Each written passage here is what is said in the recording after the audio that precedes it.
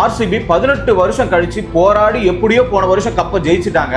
அந்த மாதிரியான சீன்ல கூட கொஞ்சம் கூட சந்தோஷப்படல மும்பை இந்தியன்ஸ் ஃபேன்ஸும் சிஎஸ்கே ஃபேன்ஸும். ஆனா நேத்து 2 பேரும் பட்டாசு வெடிச்சு கொண்டாடி இருக்கிறாங்க ஆர்சிபி ஜெயிச்சிருச்சுன்னு. இந்தியாக்காரன் ஜெயிச்சதுக்கு பாகிஸ்தான்காரன் கொண்டாடுறானா அதுல ஏதோ மர்மம் இருக்குன்னு தானே அர்த்தம். அதே மாதிரி தான் இங்க டெல்லி டீம் 9 ரன்னுக்கெல்லாம் 6 விக்கெட் கொடுத்துட்டாங்க. ஸ்விங்கோட கிங் புவனேஸ்வர் குமார் அந்த பக்கம் இந்த பக்கம் அலைய விட்டு அலேக்கா 3 பேரை தூக்கிட்டாரு பவர் பிளேல. ஹேசல்வுட் மனுஷன் பந்து போடுறாரா இல்ல குண்டு போடுறாரான்னு தெரியல.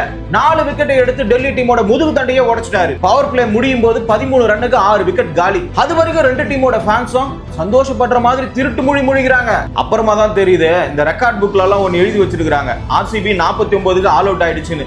அத மண்டையில வச்சுக்கிட்டு கடவுளே டெல்லி டீம் எப்படியாவது 49 தாண்டணும்னு சொல்லிட்டு தண்ணிக்குள்ள மூழ்கி இருப்பான்ல அவன் தம் பிடிப்பான் பாருங்க. அந்த மாதிரி சந்தோஷப்படுற மாதிரி தம் பிடிக்கிறாங்க. மில்லரும் அபிஷேக் போரலும் இல்லனா 30க்கு பொட்டி கட்டி இருப்பாங்க. எப்படியோ 76 டார்கெட் கொடுத்துட்டாங்க.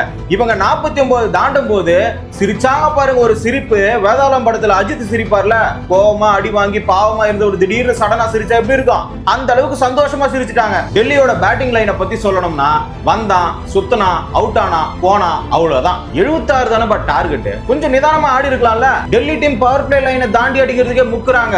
இங்க பெத்தல் ஸ்டேடியம் தாண்டி அடிக்கிறாரு. மில்லர் அதை வேடிக்கை பார்க்கிறாரு. 6.3 ஓவர்ல மேட்ச் முடிஞ்சதுமே ஆர்சிபி கொண்டாடினாங்களோ இல்லையோ பங்காளிங்க பண்டிகையை மாத்திட்டாங்க. அதுக்கு காரணம் பங்காளி ஜெயிச்சிட்டான்றதுக்காக இல்ல, பங்காளியோட ரெக்கார்டை டெல்லி தொடலன்றதுக்காக. டெல்லி 49 தாண்டி அடிச்சதுக்கு நீங்க சந்தோஷப்படுறீங்களா இல்ல துக்கப்படுறீங்களான்னு சொல்லிட்டு கமெண்ட்ல சொல்லுங்க. அதை வச்சே கண்டுபிடிச்சிடலாம் நீங்க பங்காளியா இல்ல ஆர்சிபி டீமான்னு.